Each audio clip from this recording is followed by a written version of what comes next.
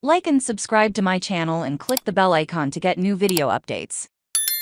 Trip.com financial results provide important insights into China's reopening. Asian stocks were higher overnight, with China and Hong Kong underperforming. India was on course for Holi, which Google says celebrates the arrival of spring.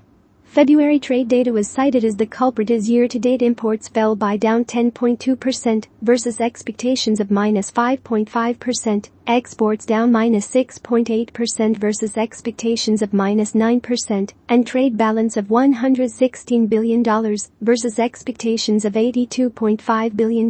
Not all bad, is it? President Xi delivered a speech highlighting the importance of China's private sector. Trip.com's better-than-expected fourth-quarter financial results and strong outlook for China's reopening boosted sentiment despite positive signs for the Chinese economy will not be overnight in 2023.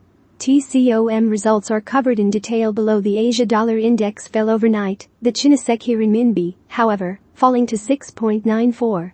We were on a hiatus during the dual sessions with little significant news. However, mainland China's decline comes as a surprise. At the first press conference of the new foreign minister and former Chinese ambassador Qin Gang, there were critical comments about the USA. It is worth noting that China exported $71 billion worth of U.S. goods to the U.S. and imported $30 billion worth of U.S. goods, showing how well businessmen get along.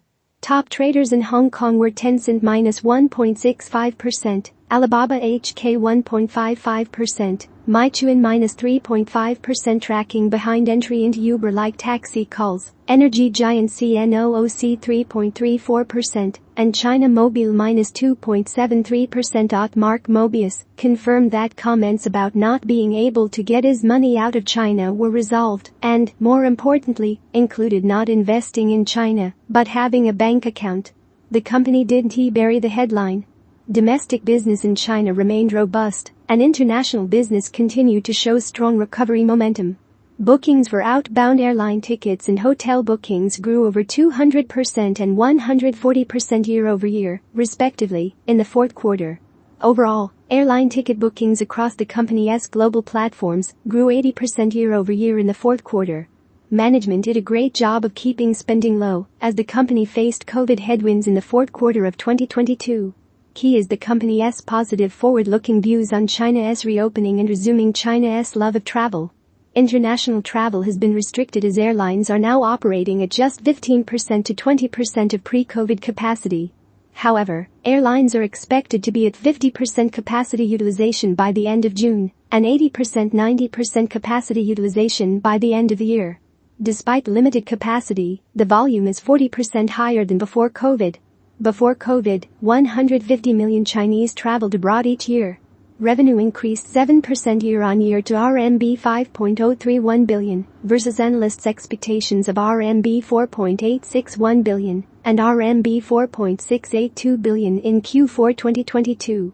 Adjusted net income of RMB 498 million versus analysts' expectation of RMB minus 152 million. And a loss of RMB minus 834 million in Q4 20th quarter of 2022.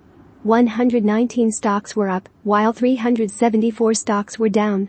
Motherboard short sales rose 3.43% from yesterday, up 86% from the one-year moving average, as 15% of sales were short sales. Value factors outperformed growth factors as large caps outperformed small caps. Energy and financials were the only positive sectors, up 3.37% and 0.5%, respectively, while communications fell minus 1.68%, healthcare closed lower at minus 1.57%, and utilities at minus 1.39% closed. The largest sub-sectors were energy, banks and capital goods, while telecom services, household products and media were the worst performers.